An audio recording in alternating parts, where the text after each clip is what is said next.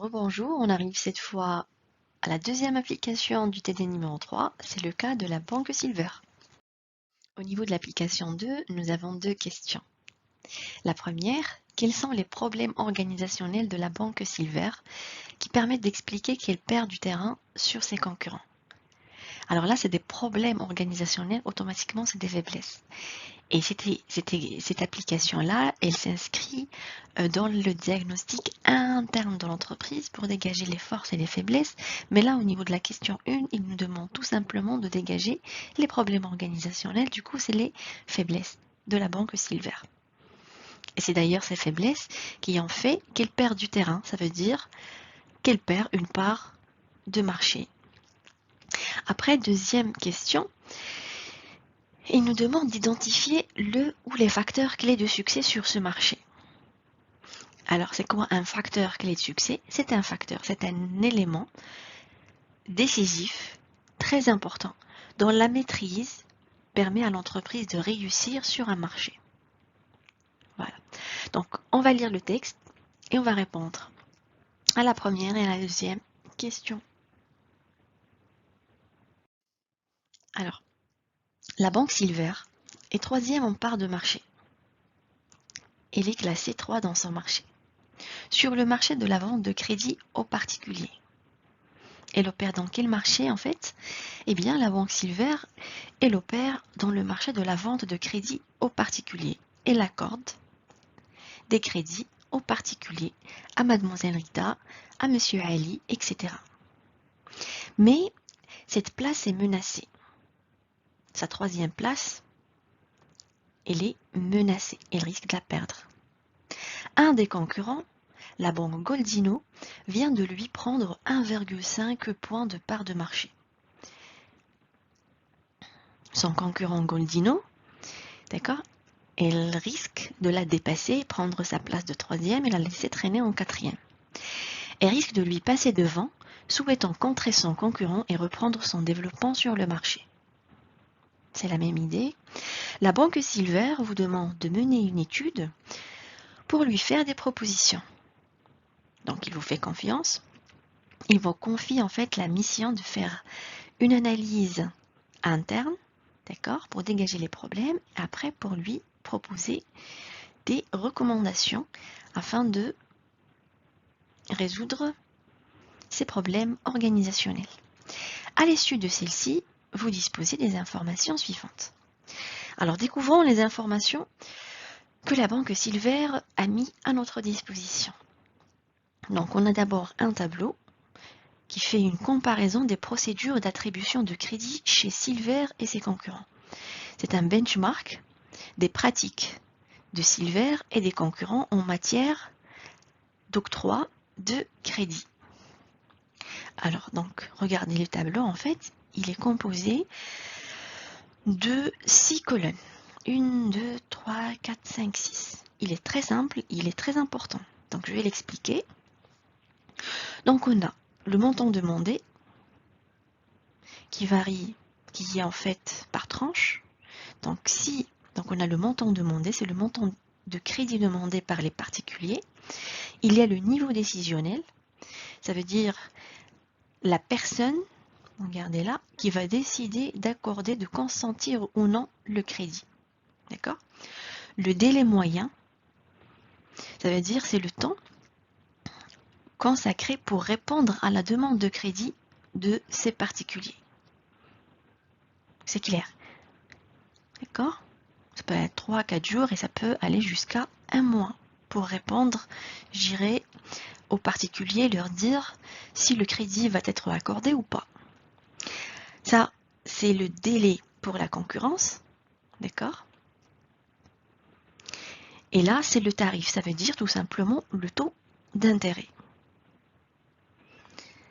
En comparaison avec le taux d'intérêt de Silver. Par exemple, là, le taux d'intérêt utilisé par les concurrents est supérieur au taux d'intérêt utilisé par la banque Silver. Là, c'est la satisfaction. C'est le taux de satisfaction des clients de Silver. D'accord? Et là, c'est le taux de risque. Le taux de risque en pourcentage, ça veut dire le taux de risque qu'il y ait une insolvabilité. Ça veut dire le pourcentage de personnes sur 100, d'accord, qui risquent de ne pas honorer leur crédit, d'accord, qui n'ont pas la capacité de le rembourser. Par exemple, ici, sur 100 personnes, 2%, ils risquent, d'accord, de ne pas avoir la capacité de rembourser leur crédit. Si le taux de crédit demandé il est entre 0 et 4 000 euros, c'est le conseiller qui décide de consentir ou non le crédit. Ça lui prend 3-4 jours. C'est le même délai de réponse que la concurrence, mais on remarque là que le taux d'intérêt utilisé par la concurrence est plus élevé que celui utilisé par la banque Silver. Ce qui fait que les clients de la banque Silver sont très satisfaits avec un taux de 94%. Bien. Maintenant, si le taux de crédit demandé il est entre 4 001 et 20 000 euros, c'est le directeur d'agence qui prend la décision d'accorder ou non le crédit. C'est le supérieur hiérarchique du conseiller qui décide. Et ça prend plus de temps. Ça prend entre 10 et 14 jours au maximum. La petite étoile là, c'est pour le délai maximum. Alors que pour les concurrents, ça prend seulement 6 jours. Avec le même taux d'intérêt utilisé par les deux, on remarque là que le taux de satisfaction des clients de Silver a baissé à 85%. Bien. Ensuite, si le crédit demandé augmente entre 20 001 et 45 000, c'est encore le supérieur hiérarchique du directeur d'agence qui décide. C'est le directeur de groupe. Et ça peut aller, pour répondre aux clients, aux particuliers, d'accord, ça peut aller jusqu'à 22 jours. Alors que les concurrents, je dirais, prennent seulement 10 jours pour répondre à cette demande de crédit. Donc remarquez de combien le taux de satisfaction des clients de Silver a baissé. Donc il est passé de 85% à 62%. Bien. Si le crédit demandé il est entre 45 001 et 90 000, c'est encore le supérieur hiérarchique du directeur de groupe, c'est-à-dire le directeur régional qui décide, et ça peut aller jusqu'à 27 jours. Le fait que le dossier de crédit de ce particulier passe du conseiller vers le directeur d'agence, du directeur d'agence vers le directeur de groupe, du directeur de groupe vers le directeur régional, que le directeur régional prenne le temps de diagnostiquer ce dossier, de l'analyser, et puis pour transmettre sa décision encore et encore et encore jusqu'au conseiller, ça prend énormément du temps. D'accord? 27 jours. C'est à peu près les soi-disant, donc le délai accordé par la concurrence, il est, je dirais, minime par rapport à celui de la banque Silver, mais on garde là que le taux d'intérêt de la concurrence est élevé, le taux de satisfaction, je dirais, il est toujours bas. D'accord? Alors, de façon générale, en bref, qu'est-ce qu'on remarque? Où est le problème organisationnel de cette banque? Donc, on remarque en fait, plus le montant demandé de crédit augmente, plus la personne qui décide se trouve à un niveau hiérarchique supérieur, et plus ça prend davantage du temps pour répondre. Ce qui fait que le taux de satisfaction, je dirais, baisse. D'accord? Donc en soi, ça c'est une faiblesse, le fait qu'il y a beaucoup de niveaux décisionnels, d'accord? Car ça limite la réactivité de la banque à répondre rapidement aux demandes de crédit. Découvrons maintenant le fonctionnement général de la banque Silver pour dégager d'autres problèmes organisationnels. La mise au point de toutes les campagnes de communication de la banque est centralisée au siège de Silver. Ça veut dire que toutes les campagnes de communication sont élaborées au siège. Bien sûr, les campagnes de communication sont élaborées par les responsables marketing. Ces derniers, responsables marketing, ne se rendent quasiment jamais dans le réseau et n'entretiennent aucun contact ni avec les directeurs d'agence, ni avec la direction des risques, ni avec les responsables de groupe. Le seul niveau hiérarchique avec lequel ils sont en contact est la direction générale. Donc, ce qu'on remarque maintenant, c'est que les responsables marketing travaillent de façon isolée.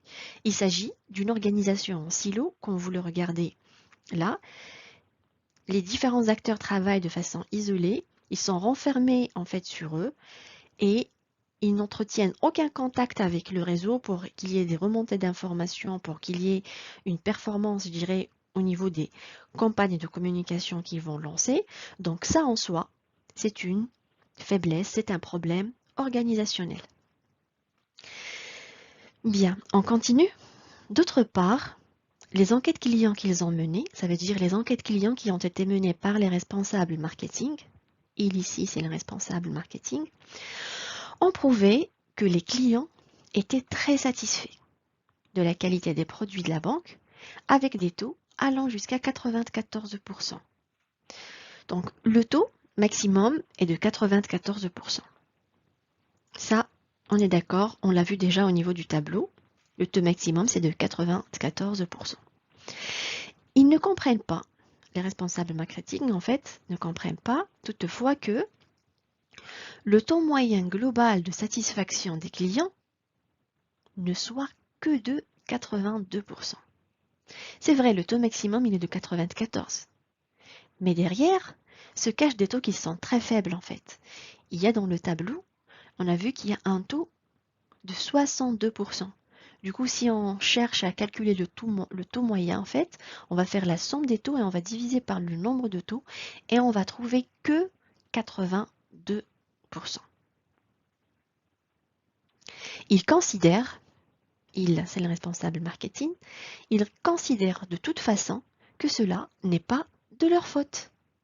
Si le taux, il est seulement, le taux moyen global de satisfaction, il est seulement de 82%, les responsables marketing se désengagent de ce résultat, soi-disant insatisfaisant. Et ils jettent la responsabilité sur un autre acteur du réseau. On va découvrir. Le fait qu'ils ne sont pas responsables, déjà, c'est un problème organisationnel. Bien.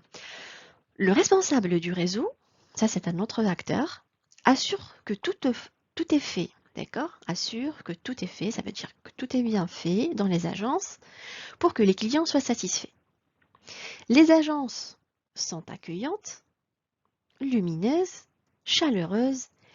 Les clients sont entourés de PLV. PLV, ça veut dire publicité en lieu de vente, qui les informe sur les produits. Les commerciaux affirment que les clients sont satisfaits de leur relation avec leurs conseillers. Selon lui, ça veut dire selon le responsable du réseau, le problème de perte de part de marché vient du marketing et non du réseau. Selon le responsable du réseau, le problème en fait de perte de part de marché, d'ailleurs comme vous l'avez vu, il y a le concurrent Goldino en fait qui souhaite dépasser, prendre la 3e place de Silver et la laisser traîner en 4e position. D'accord? Donc selon le responsable du réseau, ce problème en fait, il provient du marketing et non du réseau. Donc ce qu'on remarque ici en fait, c'est que le responsable du réseau accuse le responsable marketing et le responsable marketing accuse le responsable du réseau. D'accord? Donc le problème organisationnel, c'est que les responsabilités ne sont pas claires et chacun, il renvoie la responsabilité d'échec sur l'autre. Donc, et ça en soi, c'est un problème organisationnel et c'est une faiblesse.